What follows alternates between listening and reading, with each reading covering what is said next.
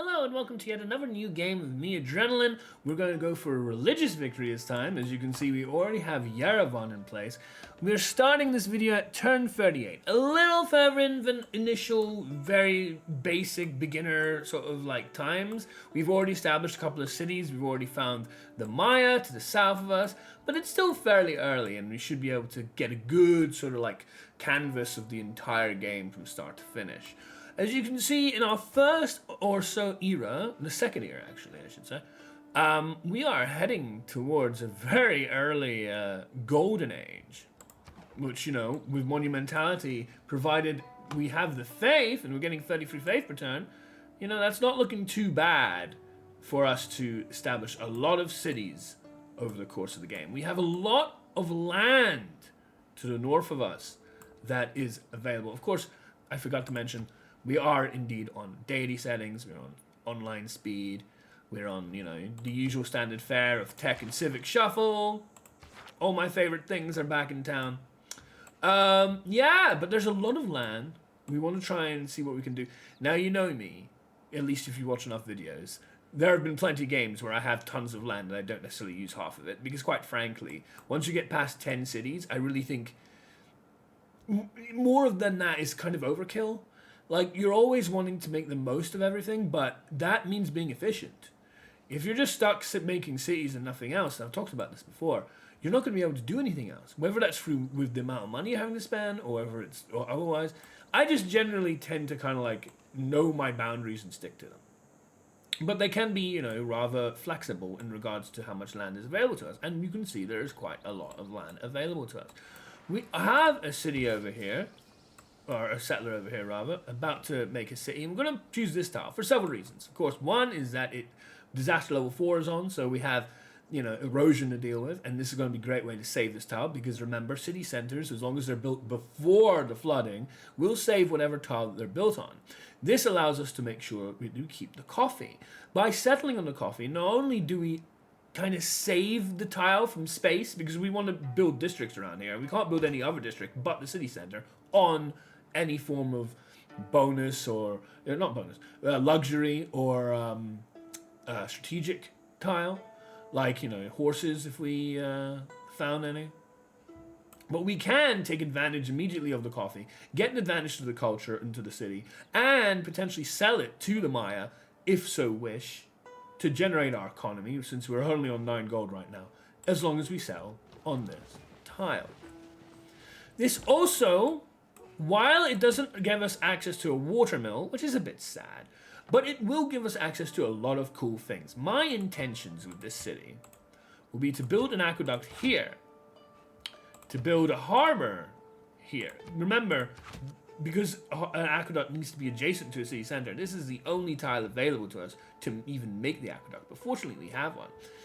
This means that while I normally position the triad of the harbor, commercial hub, and city center together, nicely and neatly packed together, we have a better place to put the commercial hub right here. This will be adjacent to the river, adjacent to the harbor, and assuming that we get both a water park and potentially a dam on this tile, because it's got more than enough adjacency to rivers, well, a river, we have a perfect sort of like position for our commercial hub to be really high and our industrial zone to be really high. So we're going to get a lot of production out of the city. We're going to get a lot of money out of the city. We're going to get a decent amount of food from the city. It's going to be very, very nice. And of course, to round it off, since this is a religious game, we want to make sure that we have a holy site adjacent to some mountains for additional adjacency bonuses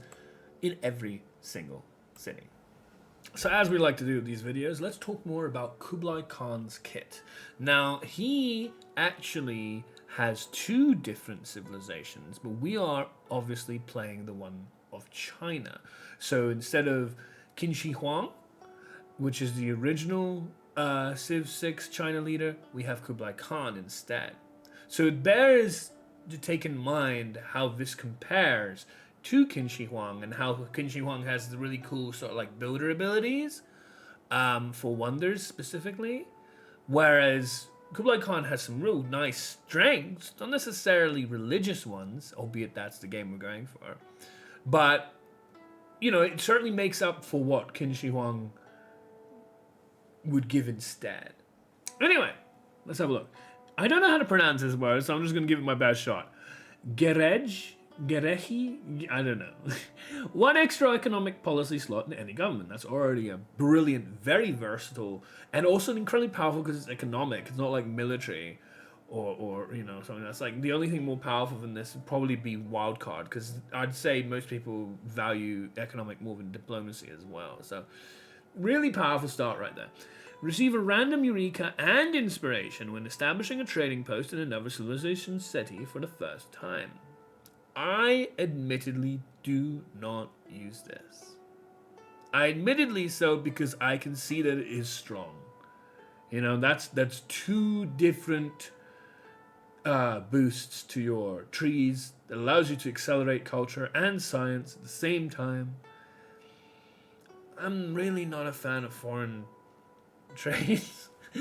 I really only like to use foreign trade to try and establish relationships with other civilizations because they like that, especially if it's Wilhelmina. Whether I should do better than that is up for debate. Dynastic cycle. Eureka's inspirations provide 50% of civics and technology instead of the regular 40%. That is nice. But, often my problem is that I would be stuck with one more turn when there's like 2 culture left. Even though it does transfer over to the next one, that more is upsetting, especially when things start changing and values start changing because you're going through the game and things evolve, like interest or whatever, than necessarily that. But that is nice. When completing a wonder, receive a random eureka and inspiration from the eater to wonder if available. So, of course, with already all the power for culture and inspirations, you're already also being incentivized to build wonders. He's probably best as a culture civ. However, I like being given freeform games, as I've mentioned this before. Shuffle in pretty much every regard. Although shuffle maps tend not to really be shuffle. They're not like actually variants of other maps. They're more so their own group, and they're called shuffle. That's my experience anyway. It's not like you sometimes get tilted axis or something completely wild from shuffle. No, you just get the shuffle group of maps, which are equally as themselves as any other group. But whatever. Crouching Tiger, Chinese unique medieval era range unit with a range of 1 and high combat strength. Now that's very blasé in usual terms when we're talking and discussing these values. Often we get a very nice specific +10 combat strength if you're in your own terrain, or if you're in foreign terrain and they follow the religion that you are at. I think Spain does that, for example, or whatever it may be. Like usually you get like, if it's on this type of terrain, maybe instead of necessarily being in your territory or somebody else's, then you get, or even like the Golden Age and Heroic Age of Altar, you get a very specific amount. It has range of 1, and it has strength, like a very, very peculiarly surmised form, but whatever. It's probably pretty good. Great Wall, again, something I don't really use, but not necessarily bad. I don't really want to be using builder charges on this instead of like chops, or instead of like upgrading improvements to actual tiles. I don't mean this improvement. This is an improvement, but getting access to strategic resources, luxury resources, things like that. That's what I like using my builders for. Or in rare cases like Montezuma, building spaceports or things like that. Not really Great Wall, especially considering it's like, it just feels a little juxtaposed in the game of Civ. You don't really want to be making hard borders to your territory from the off, because you don't know where you're necessarily going to expand to. So you often like, do I really want my wall going this way, or would I rather go it that way, or whatever? And it becomes a bit, you're going to just have bit parts of walls here and there. It's a nice idea that I just don't think can be implemented that well in a game like this, but whatever. Not only have we got the land to go with, not only are we making new cities, we are also able to make our religion. Woohoo! We've already recruited, other people are behind us, but let's see what we can get. So, of course, we're going to name this Barrelism. And our usual, I don't know what this is supposed to be, but I like the color and it looks nice. I don't know what it is. So for religious victory, I do believe I went work ethic. World Quarries is definitely a possibility because it triples faith, but like I don't really want to be getting tons of relics. I want to be using my promotions to get, you know, proselytizer and debater and maybe some translators, not martyr. So I'm pretty sure I want work ethic here. And then of course, as always, Holy Order is pretty much, this is pretty highly sought after. You want to make sure you get this. And this opens up so many opportunities, especially in a religious game, because you're going to be making tons of apostles. So we get that going, we get our boost, and we're on our way. So we jumped ahead a little bit. It's now turn 71, and we're going to be looking at getting Kilwa. Woohoo! Which is awesome, especially in this game, especially in any religious game that you can keep hold of to suzerainty of faith, because that's going to just jump our faith exactly where we want it to be. This game is going to have a ton of faith coming in, thanks to the help of Kilwa and some important city-states. So that's very nice to look forward to. We've established quite a few governors, including Moksha. Of course, we've been through a golden age right now, with one turn remaining, going back into a normal age fairly comfortably. And we've established with that quite a few more cities, which is very nice to see because we do want them. Unfortunately, no more settler, but we can start building, you know, buying, you know, a couple more traders or a builder. Like 190 faith doesn't evenly go in with these numbers, I don't think, because 3 times this is 195. But, you know, we can still use it before it no longer gets used again. Probably to get our 2 traders up to 3, I think. In which case, as I always like to do, and I'll show you here, we can see we have a couple of cities at the end here that have significantly less production than everybody else. So these are the cities I'm going to be wanting to send it to, particularly Shanghai, because they have also less food than Longxi, and Wuhan. So then we go to Shanghai and Wuhan. We buy our traders like so. These are the easternmost cities of our empire currently, though I am intending to try and settle here with this settler. We've been building and making quite a few settlers, quite a nice bunch of cities thanks to our monumentality age. And really that's where you want to kind of leave it off. I don't want to be making more, because again, less time to build those cities when you get further and further into a game, especially an online speed game. The city's not going to be worth it. Oh dear, how quickly a game can change, you know? I mean, you think this is an easy game, and you think this is going straight forward, and we have a ton of cities and whatnot, but my lord, in the blink of an eye, especially when the difference is between a golden age from earlier and now a incoming dark age, which I don't know how they expected me to get 17 more points. It wasn't like I was twiddling my thumbs. I was doing stuff and even building more wonders like Angkor Wat and things, but the amount of points I wanted is insane. The problem is we have our city Longxi here, yeah? And even in this relative normal age, we are losing loyalty. We're only down to 55 and minus 2.7. And the real problem about it is that if I don't sell Longxi right now, I will lose it for nothing. I can't save the city. Not even a cultural alliance will save the city. Not only because I'm surrounded by both the Maya and Japan at the same time.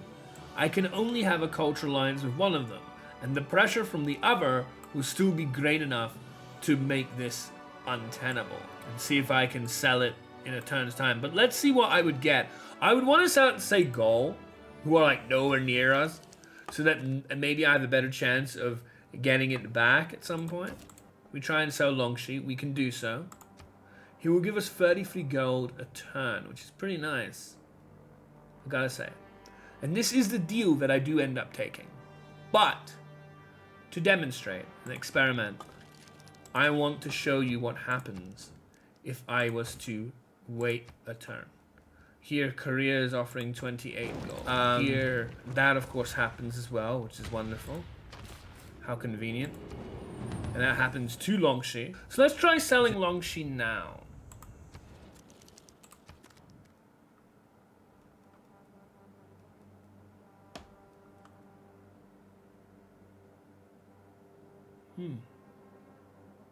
Is it just me? Or is Longxi not in this list anymore? What the hell? Let's go down the list. Changsha, Taiwan? Jiaodong, which for some reason is capitalized. I didn't do that. Jiangsu, Wuhan, Shanghai, Zhurong, Shenyang, Chengdu, Chen, Shan, Langfang, and Qishuan. I'm sorry for butchering those names. The point was, I can't sell Longxi anymore. I don't know, maybe they realize that it's on such a low amount of loyalty that it's going to be lost. But that is very strange, isn't it? They don't say anywhere in this game, not even in the Civilopedia, I don't think, that if your city is imminently going to be lost, that you can't sell it. And that is the point I'm trying to make in this particular section, is sell your cities before they become like this. So as always, and really I should probably consider trying to do some of those tier list videos. We have my favorite merchant, probably right at the top of it, Stamford Ruffles, to be able to get our last city of the game, which won't be Yerevan, but I think I will make it be Auckland. Albeit, Kilwa has had some tough time, as is always in an online speed game, being able to be of much use since, yes, we have lost so many students in amidst having more envoys put in. Look at the 7, look at the 6, look how this isn't actually able to be retained. Yeah, this is what happens in online speed games. So Kilwa is always a massive trap, even when you have good reason to believe in it. But we'll hopefully be able to take this. So as I usually do, most of this game has been discussing things that aren't the actual game plan in question, which is of course the religion. But as you can see, we have conquered Korea, we have conquered Maya, we have over half of the remainder. We are very close to dealing with Egypt, and on the other side, we have dealt with Japan. We have even dealt with basically the Gaul is about to be flipped over to us. There's only a couple of cities left. And then when we deal with Kupe's 2 free cities, and Mali in particular, that's where we will end the game. Well, here we are at the end of our pilgrimage. We've made it throughout the continents. We have taken religious charge of all the other civilizations, except for Mali right at the end. And our journey has led us all the way to Timbuktu to finally finish this game. If you enjoyed this video, please consider following the channel, liking the video, maybe leaving a comment below. It was lovely talking with one of my followers earlier the other day. Love to hear more from you.